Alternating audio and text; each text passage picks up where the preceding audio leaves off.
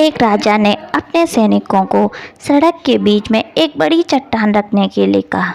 चट्टान को बीच सड़क में रखवाकर राजा ने अपने सैनिकों से छुपकर उस चट्टान पर नज़र रखने के लिए कहा कि देखना उस चट्टान को रास्ते से कौन हटाता है।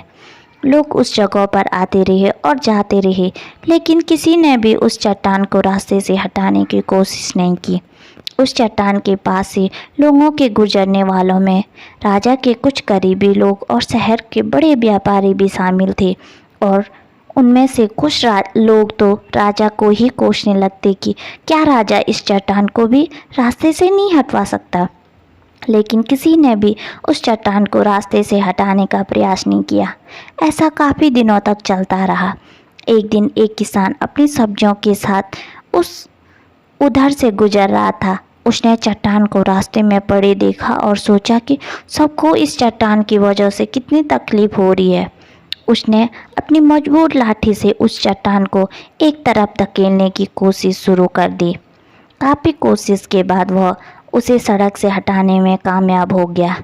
चट्टान रास्ते से हटाने के बाद किसान अपनी सब्जियों को उठाकर जाने ही वाला था कि अचानक उसकी नज़र एक पोटली पर गई, जो ठीक उसी जगह पर पड़ी थी जहां से उसने वह चट्टान हटाई थी।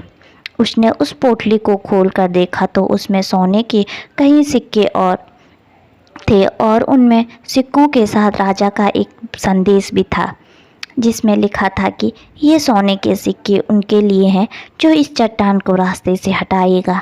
दोस्तों, बिल्कुल ठीक इसी तरह हम सब की लाइफ में भी कई परेशानियां आती हैं, और कुछ लोग उन परेशानियों से बचकर निकल जाते हैं और कुछ रास्ता बदल देते हैं, और चंद लोग ठान लेते हैं उन परेशानियों का हल निकाल लेने की, और ऐसे ही लोग मुश्किलों में संभावनाएं और संभावनाओं में छिपे अवसर प्राप्त कर लेते हैं। दोस्तों, अगर वीडियो पसंद आती है इसे लाइक शेयर करें, और आप अगर मेरे चैनल पे नए हो तो मेरे चैनल को सब्सक्राइब करें।